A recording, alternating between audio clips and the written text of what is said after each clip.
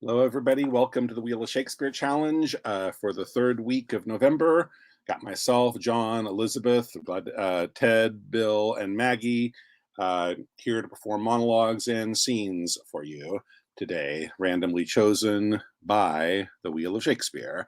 The order we're going to go in, and this is a change I made as of last week, where I realized when we were doing the scenes, it slowed things down too much to go back and forth between spinning for the scenes and spinning for who's going to choose first. So we're just going to, whatever order we perform, whatever randomly determined order we decided on, the wheel decided on in advance for people to do their monologues in, we'll go in the reverse order for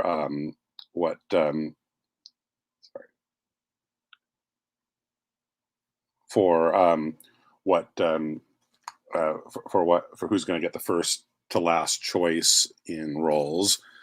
Let's see. Okay, there I messed up. Had the wheel on. Okay, and so the order that we'll go in with monologues, that's randomly determined. We had Bill, Maggie, Henry, Ted, Danielle, myself, Eleanor, Brannon, Alex, John, Elizabeth, and Sheila. So Bill is going to perform first, and let's see. There he is. Added Bill to the stream, and Bill is going to perform. Spinning the wheel. Let's see what's going to come up. Falstaff. Honor is a mere sketch. Okay. Let me create the banner for you while you're looking that up. I didn't catch that act and scene. Okay, it's Act 5, Scene 1 of Henry IV, Part 1. Okay. Very into the scene. Yeah. Okay. After Prince Hal has just told him, "You owe God a death," and you say, "But it's not due yet." So whenever, let me know when you're ready, and I'll take myself out of the stream. I'm ready. Go for it. 'Tis not due yet. I would be loath to pay him before his day. What need I be so forward with him that calls not on me? Well, 'tis no matter. Honor pricks me on. Yea, but how if honor prick me off when I come on? How then? Can honor set to a leg? No. Or an arm? No. Or take away the grief of a wound? No. Honor hath no skill in surgery then? No. What is honor? A word. What is in that word, honor? What is that honor? Air. A trim reckoning. Who hath it? He that died on Wednesday. Doth he feel it? No. Doth he hear it? No. 'Tis insensible then. Yea, to the dead. But will it not live with the living? No. Why? Detraction will not suffer it. Therefore, I'll none of it. Honor is a mere scutcheon. And so ends my catechism. Very nice, Bill. Such a great monologue of such a great character. Okay, so Maggie is up next, and Ted is on deck after me. Where'd Maggie go? There's Maggie. Okay, Maggie, welcome back. So, spinning the wheel, Maggie is going to perform.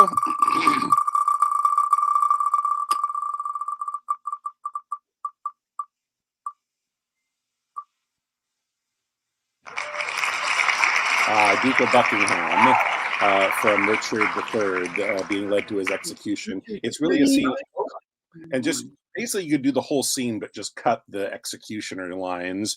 You can skip. You just ask the question. The executioner just has like a one-line response. You can just skip over that and do the whole thing. Other than the. Okay, I see it.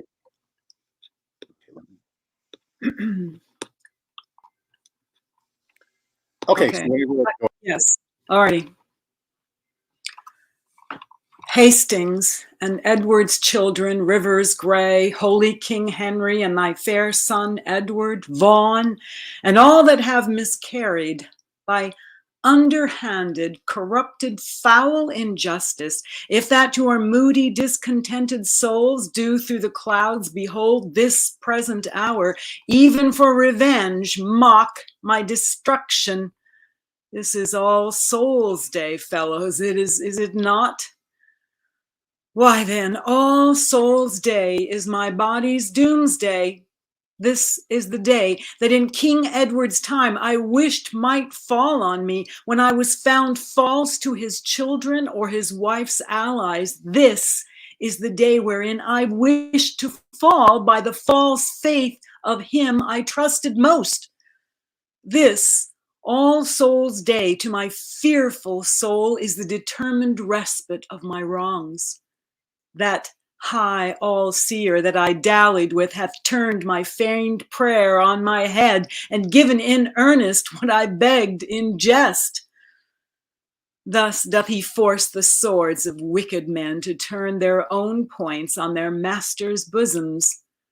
Now Margaret's curse is fallen upon my head. When he, quoth she, shall split thy heart with sorrow, remember Margaret was a prophetess.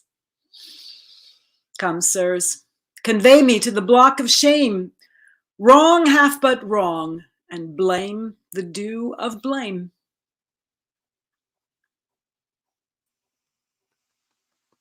Okay, very nice.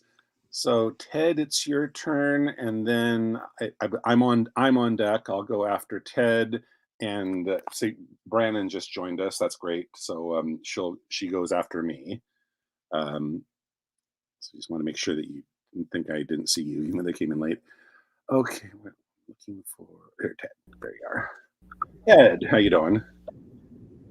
Good. Okay, Ted is going to perform. Spinning the wheel, spinning the wheel.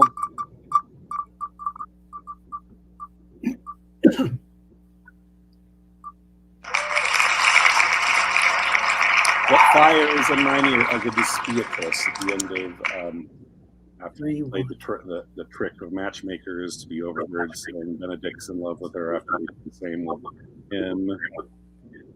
There's Act 3, Scene 1, the very end. Actually, not the very end. I think Benedict comes in because they have a brief exchange, but create the Beatrice banner for you while you're looking for that. Is that what fire is in mine eyes? What fire is in my eyes, or is it? I think it's ears, or maybe you got it right and I got it wrong. Okay. Yes. No. I'm. So whenever you're ready, go ahead. What fire is in mine ears? Can this be true? Stand I condemned for pride and scorn so much? Contempt, farewell, and maiden pride adieu. No glory lives behind the back of such. And Benedict, love on, I will requite thee, teeming my wild heart to thy loving hand. If thou dost love, my kindness shall incite thee to bind our loves up in a holy band. For others say thou dost deserve, and I believe it better than reportingly. scene. Okay, nice. Okay, so I am up now, and then Brannon, who joined us just a few minutes ago, is on deck. She'll go after me. But first, I am going to perform Spinning the Wheel for myself, my performance now.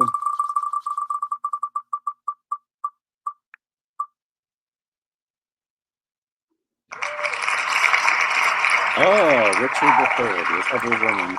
We did this. I think we did this as we did the whole scene, the Richard and Lady Anne thing, as a scene a couple weeks ago, and then I decided, I'll take it. I'll retire it as a scene, but how it both starts with a great monologue by Anne and it ends with a great monologue by Richard. I'll put those two on as two monologues. So now I'll do just the monologue for Richard. Actually, I gotta think he's still just Richard, Duke of Gloucester.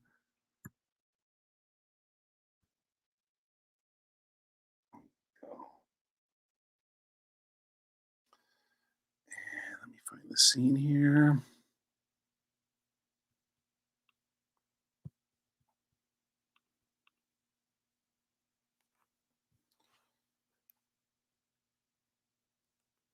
Okay.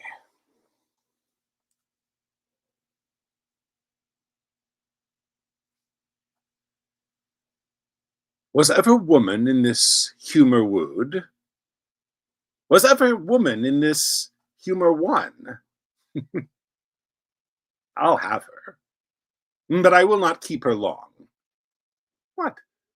I killed her husband and his father to take her in her heart's extremest hate, with curses in her mouth, tears in her eyes, the bleeding witness of her hatred by. Having God her conscience and these bars against me, and I nothing to back my suit at all, but the plain devil of dissembling looks. And yet, to win her, all the world to nothing. Ha! Hath she forgot already that brave Prince Edward, her lord, whom I, some 3 months since, stabbed in my angry mood at Tewkesbury? A sweeter and a lovelier gentleman framed in the prodigality of nature, young, valiant, wise, and no doubt right royal. The spacious world cannot again afford, and will she yet debase her eyes on me? That cropped the golden prime of this sweet prince, and made her widow to a woeful bed? On me, whose all not equals Edward's moiety? On me, that halt and am unshapen thus. My dukedom do a beggarly denier, I do mistake my person all this while. Upon my life she finds, although I cannot, myself to be a marvellous proper man. I'll be at charges for a looking glass, and entertain some score of 2 of tailors to study fashions to adorn my body. Since I am crept in favor with myself, will maintain it with some little cost, but first I'll turn yon fellow in his grave, and then return lamenting to my love. Shine out, fair sun, till I have brought a glass, I may see my shadow as I pass.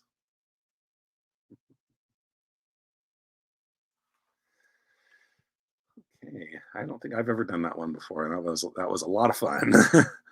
A lot of fun doing that sinister role. Okay, so Brannon, you are up, and John, you're on deck. You'll go after Brannon. Brannon, how you doing? You will perform.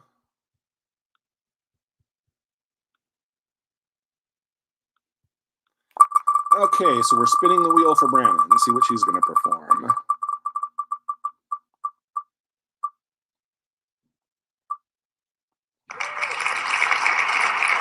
Shylock.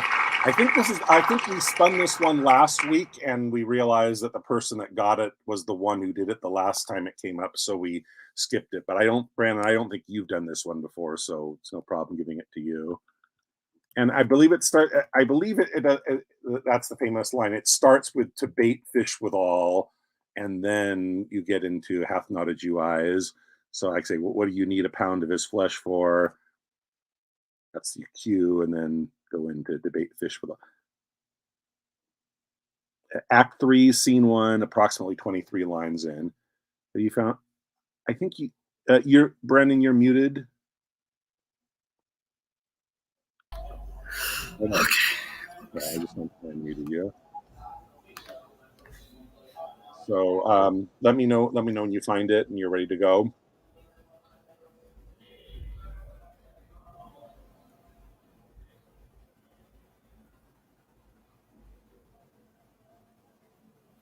I know this monologue.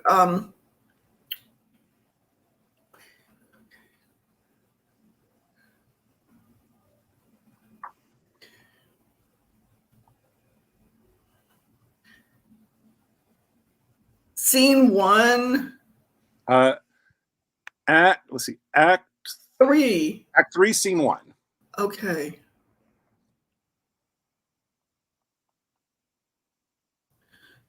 You know none so well as you of my daughter's flight. She is damned for it. My own flesh and blood to rebel. There, I have another bad match, a bankrupt, a prodigal who dare scarce show his head on the Rialto, a beggar that was used to come so smug upon all the marts. Let him look to his bond. He was wrong to call me usurer. Let him look to his bond. He was wont to lend money for a Christian. Cursey. Let him look to his bond. To bait fish withal. If it will feed nothing else, it will feed my revenge. He hath disgraced me and hindered me 500,000, laughed at my losses, mocked at my gains, scorned my nation, thwarted my bargains, cooled my friends, hated mine enemies, and what's his reason? I am a Jew. Hath not a Jew eyes? I hath not a Jew hands, organs, dimensions, senses, affections, passions, fed with the same food, hurt with the same weapons, subject to the same diseases, healed by the same means, warmed and cooled by the same winter and summer, as a Christian is. If you prick us, do we not bleed? If you tickle us, do we not laugh? If you poison us, do we not die? And if you wrong us, shall we not revenge? If we're like you in the rest, we will resemble you in that. Revenge! If a Christian wrong a Jew, what should his sufferings be by Christian example? Why, revenge, the villainy you teach me, I will execute, and it shall go hard, but I will better the instruction. See? Awesome. Yeah, you started even a little bit earlier than I had mentioned, and that worked. So yeah, it worked. You know, everyone feels free to kind of adapt where they start from, and it worked. I couldn't. Okay, so we have John and Elizabeth left to go. John is up. Elizabeth is on deck. She'll go last, and then we will spin for our scenes. Actually, it looks like Eleanor just joined us. We'll add her last. Okay, John. Spinning for John, and he is going to do.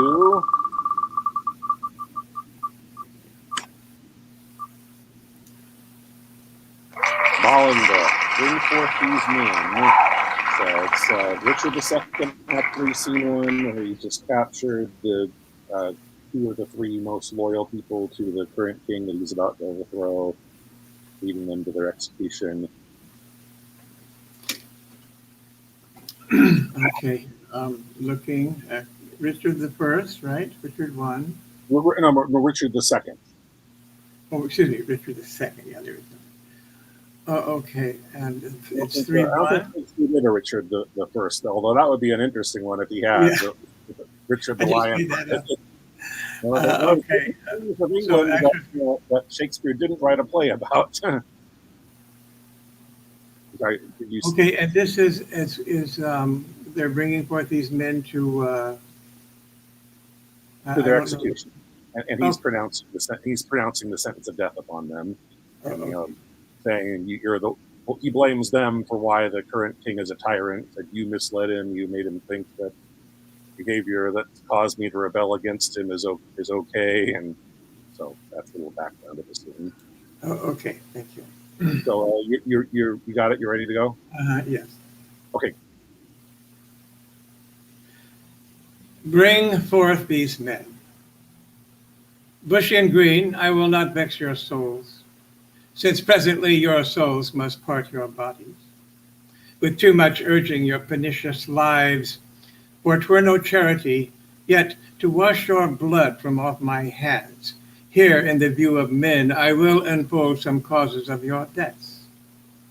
You have misled a prince, a royal king, a happy gentleman in blood and lineaments. By you unhappied with disfigured clean, you have in manner with your sinful hours make a divorce betwixt his queen and him, broke the possession of a royal bed, and stained the beauty of a fair queen's cheeks with tears drawn from her eyes by your foul wrongs. Myself, a prince by fortune of my birth, near to the king in blood, and near in love till you did make him misinterpret me. Lost my friend. Have stooped my neck under your injuries, and sighed my English breath in foreign clouds, eating the bitter bread of banishment, whilst you have fed upon my signories, disparked my parks and felled my forest woods. From my own windows torn my household coat, raised out my impress, leaving me no sign, save men's opinions and my living blood, to show the world I am a gentleman. This and much more than twice all this, condemns you to the death. See them delivered over to execution and the hand of death. See? Okay, very nice. So we have Elizabeth and then Eleanor, who just joined us, and then we will spin for the scenes we'll do. So let's see, there she is. Elizabeth, who she's been out of the country for a few weeks in London. We hope she's enjoyed that, her trip, and we're glad to have her back with us. And she will perform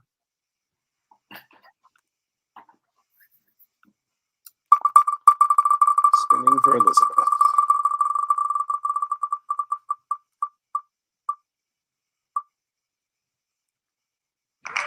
Imogen, O for a Horse with Wings in Cymbeline, Act 3, Scene 2.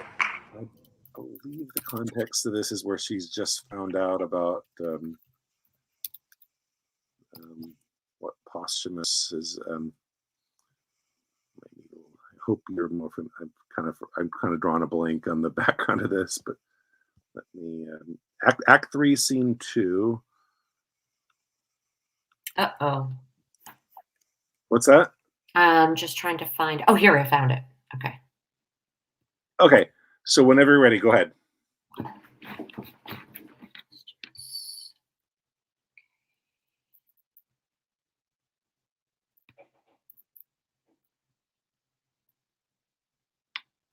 Oh, for a horse with wings! Here's thou Pisanio. He's at Milford Haven. Read and tell me how far 'tis thither. If one of mean affairs may plot it in a week, why may not I glide thither in a day?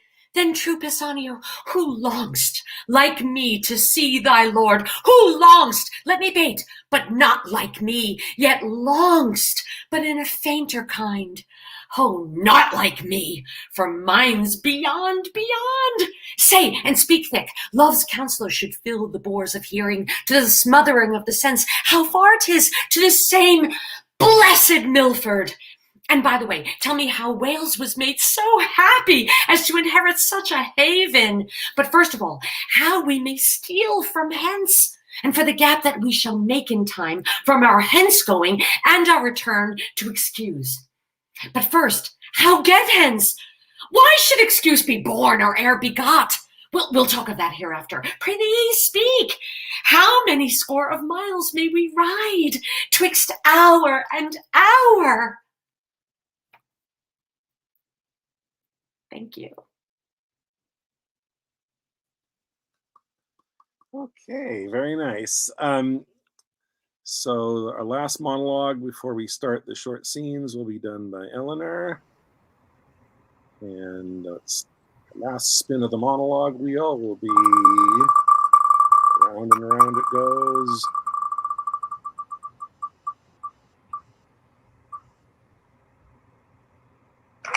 Titania in Midsummer Night's Dream. These are the forgeries of jealousy. Act 2, Scene 1 is approximately 81 lines in. Okay, let's see. Midsummer Night's Dream, Act 2, Scene 1. And X is the placeholder here. These are the forgeries. That's where I start. Yeah, these are the forgeries of jealousy. So whenever you're ready, go ahead. These are the forgeries of jealousy. And never since the middle summer spring met we on hill and dale, forest or mead, by paved fountain or by rushy brook, or in the beached margin to the sea, to dance our ringlets to the whistling wind. But with thy brawls thou hast disturbed our sport. Therefore the winds piping to us in vain, as if in revenge, have sucked up from the sea contagious fogs, which falling in the land have every pelting river made so proud that they have overborne their continents. The ox hath therefore stretched his yoke in vain, the ploughman lost his sweat, and the green corn hath rotted ere his youth attained a beard. The fold stands empty in the drowned field, and crows are fatted with the murrian flock. The 9 men's morris is filled up with mud, and the quaint mazes in the wanton green, for lack of tread, are indistinguishable. The human mortals want their winter here. No night is now with hymn or carol blessed. Therefore the moon, the governess of flood, pale in her anger, washes all the air, that rheumatic diseases do abound. And through this distemper we see the seasons alter.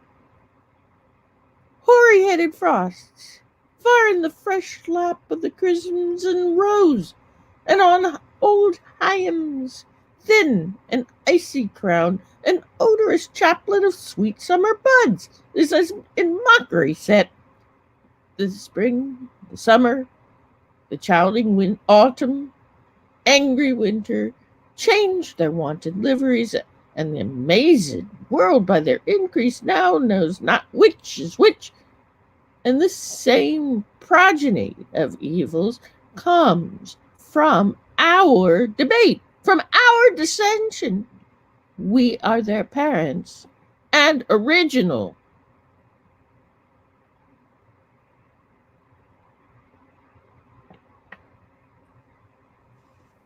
Okay, nice.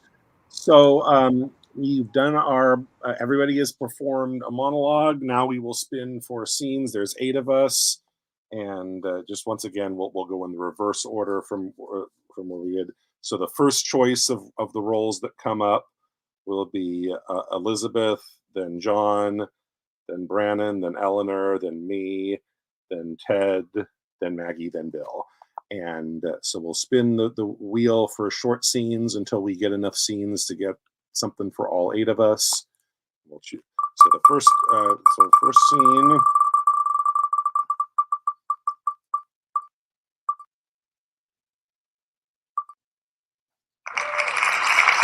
Okay, Edgar and Gloucester, and this is where Earl of Gloucester doesn't know that Edgar is disguised as Blind Tom. That's his son, and Gloucester actually has been blinded at this point. Act 4, Scene 6 of Lear.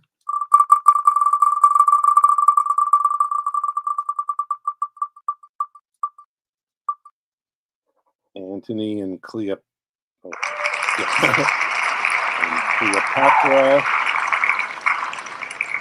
So it's Antony and Octavia.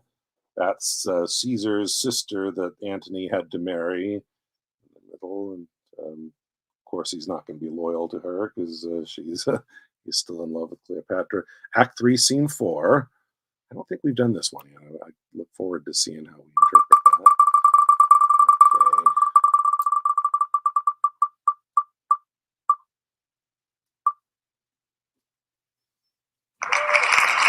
Henry VI, Part 1, the Countess and Talbot.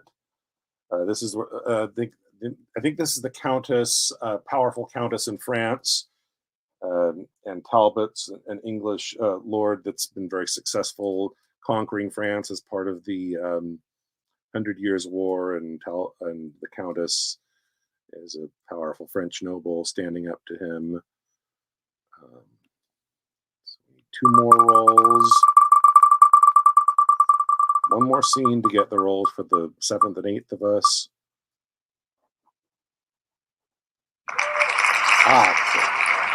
We have done this one, but it's a while. But it's been a while. I just took it out of retirement. The 2 Gravediggers in Hamlet. So it's just Gravedigger 1 and Gravedigger 2. So So the 8 roles to be assigned to the 8 of us are once again Edgar and his father, Earl of Gloucester, in King Lear, Act 4, Scene 6. Antony and Octavia, his second wife that was arranged by Caesar, his wife's brother, in Act 3, Scene 4 of Antony and Cleopatra. Talbot and the Duchess in Henry VI, Part 1, Act 2, Scene 3, and then the 2 Gravediggers in Hamlet, Act 5, Scene 1. And again, so Elizabeth gets the first choice amongst those roles. Hi, I'm going to pick the Countess. You want to be the Countess? Mm-hmm. Okay. And next choice is John. Gloucester. John, you're going to be what? Gloucester. Gloucester. And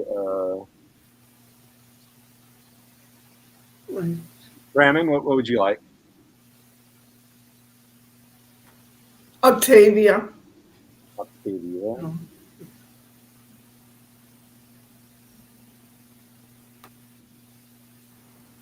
Eleanor, what would you like? Edgar. Edgar. Okay. Mine next. I'll take Antony.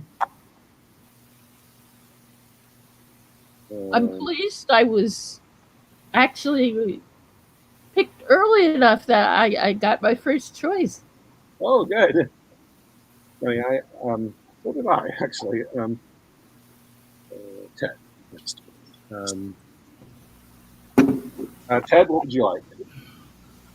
Talbot. Talbot. Okay, so we have the two grave diggers left for Maggie and Bill. Maggie, grave digger 1 or 2? I'm assuming 1. One. 1, okay. I don't know. I have no idea. And so Bill gets grave digger 2. So, okay, so we're first going to do King Lear, Act 4, Scene 6, Edgar and Gloucester, that's Eleanor and John, then myself and Brannon doing Antony and Octavia, then Elizabeth and Ted doing the Countess and Talbot, then Maggie and Bill doing the two grave diggers in the concert. So let me remove the people that it's those two.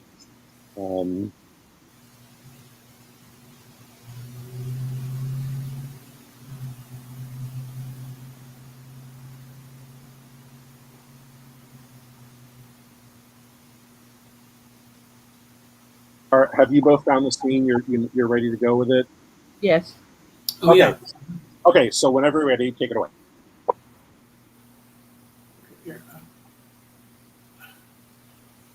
When shall we come to the top of that same hill? You climb it up it now. Look how we labor. Methinks the ground is even. Horrible steep. Hark! Do you hear the sea? No, truly. Why then your other senses grow imperfect by your eyes' anguish. So may it be indeed. Methinks thy voice is altered, and thou speakst in better phrase and matter than thou didst. You're much deceived. And nothing am I changed but in my garments. Methinks you're better spoken. Come on, sir. Here's the place. Stand still. How fearful and busy 'tis to cast one's eyes so low. The crows and chows that wing the midway air show scarce so gross as beetles. Halfway down hangs one that gathers samphire, dreadful trade. Methinks he seems no bigger than his head. The fishermen that walk upon the beach appear like mice. And yon tall anchoring bark, diminished to her cock a boy, almost too small for sight. The murmuring surge that on the unnumbered idle pebbles chafes cannot be heard so high. I would no more. My brain turned and with efficient sight topple down headlong. Set me where you stand. Give me your hand. You are now within a foot of the extreme verge, for all beneath the moon would I not leap upright. Let go my hand. Here, friend, it's another's purse. In it a jewel well worth a poor man's taking. Fairies and gods prospered with thee. Go thou farther off, bid me farewell. Let me hear thee going. Now fare you well, good sir. With all my heart. Why I do trifle this with his despair. It's done to cure it. Oh, you mighty gods, this world I do renounce, and in your sight shake patiently my great affliction off. If I could bear it longer and fall, and not fall to quarrel with your great opposeless wills, my snuff and loathed part of my nature should burn itself out. If Edgar live, oh bless him. Now, fellow, fare thee well.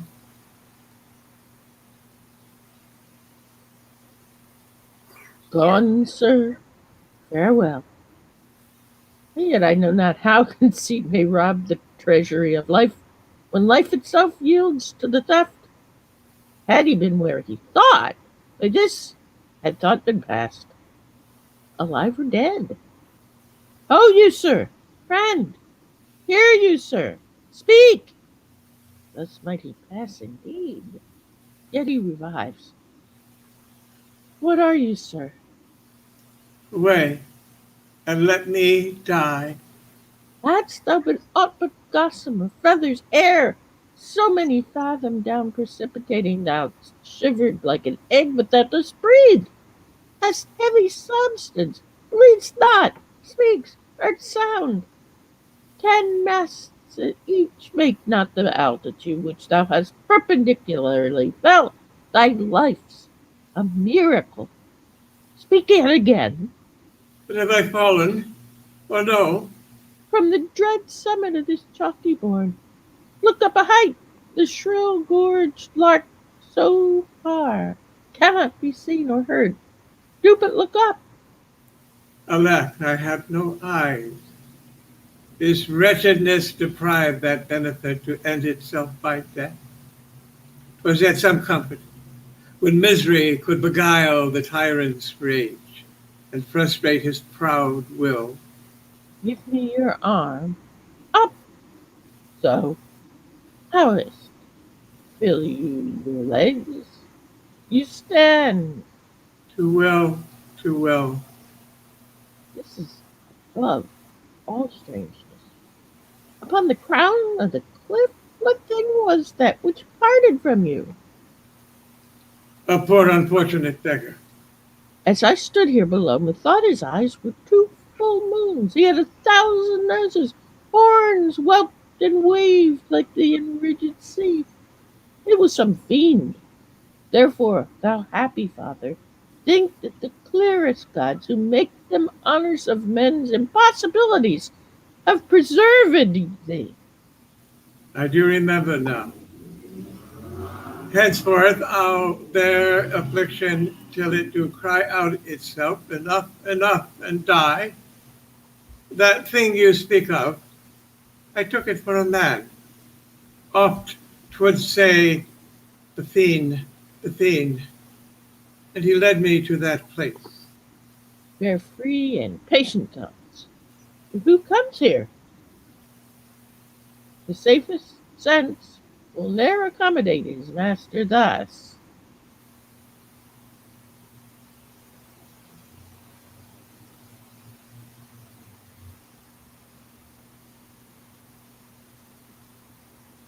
Is that scene? I believe that scene. Okay, very nice. Okay, so now we've got myself and Brannon doing Octavia and Antony. I didn't. This is the first time this has come up on the wheel. I didn't realize when I put it on here how short the scene is, but I think it is a short but sweet scene. It's not only the conflict in the sense that he's married Octavia as a second wife, but he's still in love with Cleopatra. He's going to betray her that way. Also, the tension is going to be very evident in the fact that the marriage was only as a part of sealing the peace between himself and Octavius Caesar, and now that peace has been broken. So you see how awkward that's going to be for Octavia, torn between her brother and her husband at this point. So anyway, are you ready to go? Yes. Short but sweet sing. Okay. Nay, Octavia. Not only that were excusable, that and thousands more of semblance import, that he hath waged new war against Pompey, made his will and read it to public ear, spoke scantly of me, and perforce he could not but pay my terms of honor. Cold and sickly he vented them, most narrow measure lent me, and the best hint was given him, he not took it. I did it from his teeth. Oh, my good Lord, believe not all. Or if you must believe, stomach not all. A more unhappy lady, if this division chance ne'er stood between, praying for both parts. The good gods me presently, when I shall pray, oh, bless my Lord and husband, undo thy prayers by crying out loud, oh, bless my brother. Husband win brother, pray, and destroys the prayer, no midway twixt these extremes at all. Gentle Octavia, let your best to love draw to that point, which seeks best to preserve it. If I lose mine honor, I lose myself. Better I were not yours than yours so branchless. But as you requested, yourself shall go between us. Meantime, lady, I'll raise the preparation of a war shall stain your brother. Make your soonest haste, so your desires are yours. Thanks to my lord. The Jove of power make me most weak. Most weak. Your reconciler was twixt your twain would be as if the world should cleave, and that slain men should soldier up the rift. It appears to you where this begins. Turn your displeasure that way, for our faults can never be so equal, if your love can equally move with them. Provide your going, choose your own company, and command what cost your heart has mind to. Okay, yeah, that was fun. Short but sweet scene that we could do. First time we spun that one, I'm glad we got to add that to our list of things we've done. So we now have the Countess and Talbot in the Henry VI trilogy. That's Elizabeth. Couldn't read my own writing. Elizabeth and Ted. Have you both found the scene? You know where to start? Yes. Okay, so Porter, remember what I gave in charge, and when you have done so, bring the keys to me. The plot is laid. If all things fall out right, I shall as famous be by this exploit as Scythian Thomarus by Cyrus' death. Great is the rumor of this dreadful knight, and his achievements of no less account. Fain would mine eyes be witness with mine ears to give their censure of these rare reports. And he is welcome. What? Is this the man? Is this the scourge of France? Is this the Talbot, so much feared abroad that with his name the mothers still their babes? I see report is fabulous and false. I thought I should have seen some Hercules, a second Hector, for his grim aspect and large proportion of his strong-knit limbs. Alas, this is a child, a silly dwarf. It cannot be this weak and riddled shrimp should strike such terror to his enemies. Madam, I have been bold to trouble you, but since your ladyship is not at leisure, I'll sort some other time to visit you. What means he now? Go ask him whither he goes. Mary, for that she's in a wrong belief, I go to certify her Talbot's here. If thou be he, then art thou prisoner. Prisoner? To whom? To me, bloodthirsty lord. And for that cause I trained thee to my house.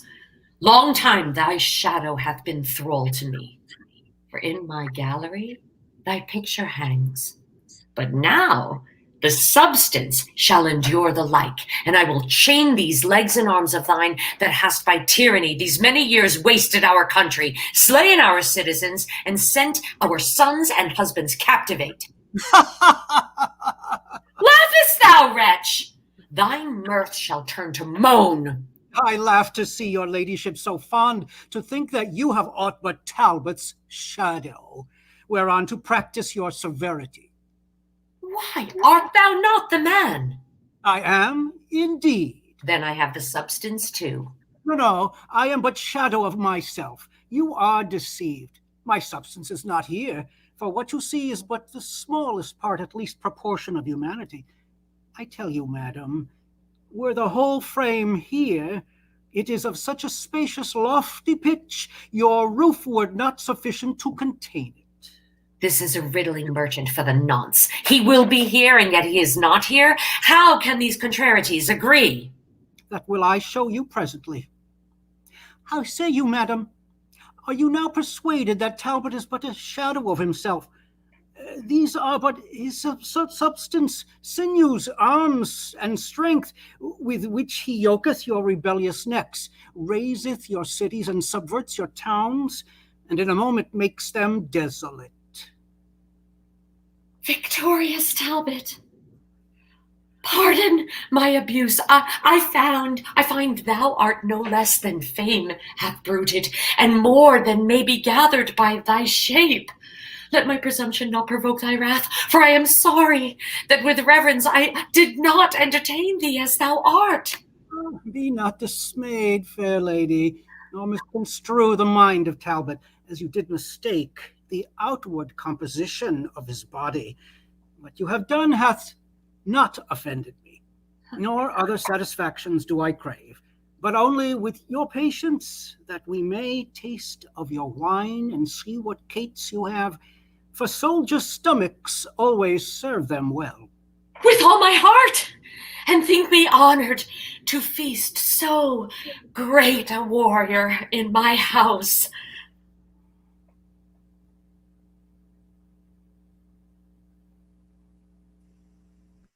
Okay, that was awesome, you guys.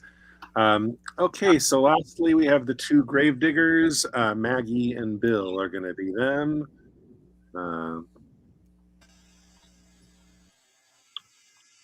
So we just go up when Hamlet starts talking, correct? Yeah, up to I think I believe the scene starts where it's just the two gravediggers alone on stage, and then Hamlet and Horatio enter. So just go up to that point. So it's just the two people, person scene. You both ready to go? I am. Okay. Go. Is she to be buried in Christian burial that willfully seeks her own salvation? I tell thee she is, and therefore make her grave straight. The crowner hath sat on her, and finds it Christian burial. How can that be unless she drowned herself in her own defense?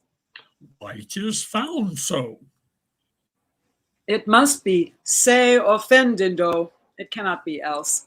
For here lies the point. If I drown myself wittingly, it argues an act, and an act hath three branches. It is to act, to do, to perform. Argal, she drowned herself wittingly. Nay, but hear you, good Mandelva. Give me leave. Here lies the water. Good. Here stands the man. Good. If the man go to this water and drowns himself, it is, will he, nil he goes, mark you that. But if the water come to him and drown him, he drowns not himself. Argal, he that is not guilty of his own death shortens not his own life. But is this the law? Aye, marry is't. Crowner's quest law. Well, you have the truth on it. If this had not been a gentlewoman, she should have been buried out of Christian burial. Why, there thou say'st. And the more pity that great folk should have countenance in this world to drown or hang themselves, more than they're even Christian. Come, my spade. There is no ancient gentleman but gardeners, ditchers, and grave makers. They hold up Adam's profession. Was he a gentleman? He was the first that ever bore arms. Why, he had none. What, art a heathen? How dost thou understand the scripture? The scripture says Adam digged. Could he dig without arms? I'll put another question to thee. If thou answerest me not to the purpose, confess thyself. Go to. What is he that builds stronger than either the mason, the shipwright, or the carpenter? The gallows maker. For that frame outlives 1,000 tenants. I like thy wit well, in good faith. The gallows does well, but how does it well? It does well to those that do in.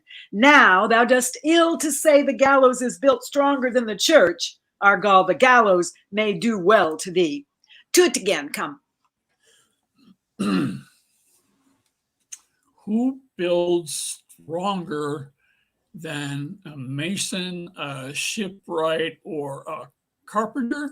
Hi, tell me that and unyoke. Mary, now I can tell. Toot! Mass, I cannot tell.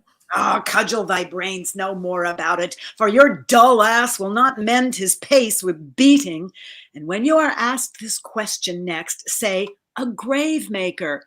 The houses that he makes last till doomsday. Go, get thee to yon, fetch me a stoop of liquor. In youth, when I did love, methought it was very sweet to contract all the time for my behove. Oh, methought there was nothing meet.